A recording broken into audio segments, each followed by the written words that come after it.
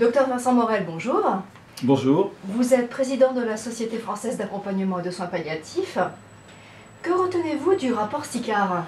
Alors, ce qu'on peut retenir du rapport Sicard, c'est que le professeur Sicard a écrit un rapport qui est allé à l'écoute des citoyens et qui a permis d'entendre toutes les inquiétudes qu'avaient les Français par rapport aux conditions sur la fin de vie. Ce qu'ont dit les Français, ce que disent les malades quand on les rencontre, c'est qu'ils ont peur de souffrir et qu'ils ont peur de ne pas être écoutés. Il faut entendre ces inquiétudes et il faut y répondre. Et il faut leur dire qu'il existe en France une loi, qui est la loi Leonetti, qui existe depuis 2005 et qui justement s'oppose à l'acharnement thérapeutique, qui met les patients au cœur des situations et des décisions qui les concernent et donc qui écoute les malades. Et enfin, une loi qui fait que lorsqu'on arrive à la fin de sa vie, les médecins doivent tout faire pour nous soulager et donc qui évite que les malades souffrent. On voit donc que ce rapport a pointé les inquiétudes des Français. C'est un rapport qui n'est non partisan, mais qui nécessite aujourd'hui d'aller au-devant des Français, de les informer et de les rassurer sur la loi qui existe et qui est là pour les soulager, pour faire en sorte qu'ils ne souffrent pas. Que pouvez-vous nous dire au sujet de la formation des médecins?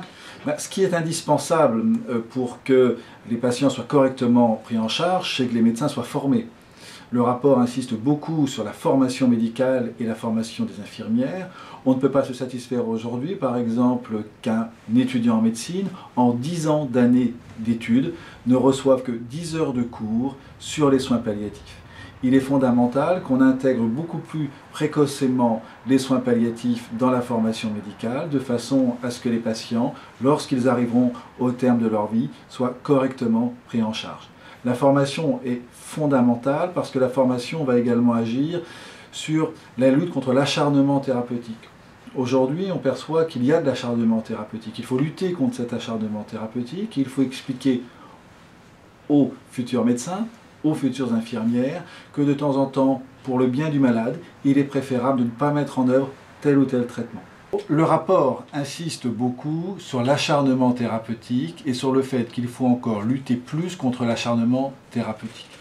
C'est extrêmement important de sensibiliser les étudiants et de former les étudiants, bien sûr à la démarche curative, mais aussi à la démarche palliative et aussi à la lutte contre l'acharnement thérapeutique, parce que c'est ce que demandent les patients, de ne pas vivre à tout prix, de ne pas subir une obstination déraisonnable.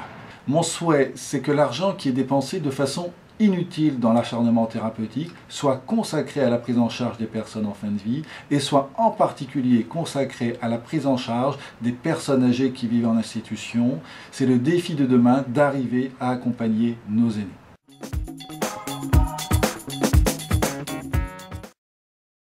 Pouvez-vous nous expliquer ce qu'est la sédation?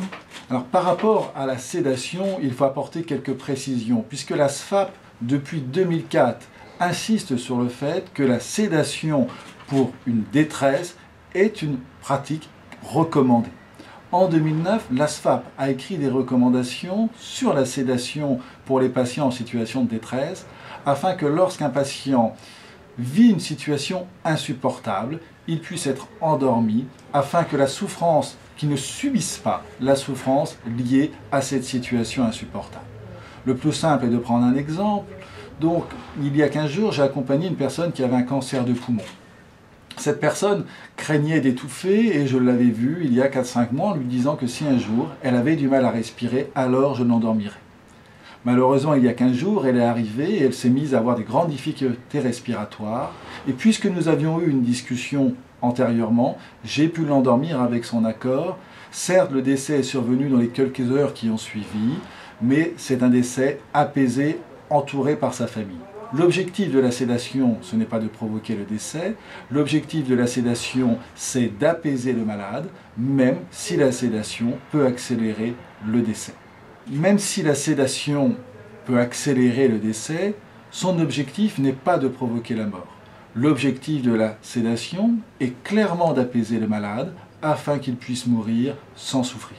L'urgence aujourd'hui, c'est de diffuser ces recommandations sur la sédation de façon à ce que les patients soient rassurés et sachent que lorsqu'ils arriveront au terme de leur vie, s'ils présentent un symptôme insupportable, s'ils présentent une détresse, alors il faut qu'ils soient rassurés sur le fait qu'ils seront soulagés et que les médecins ne les laisseront pas souffrir.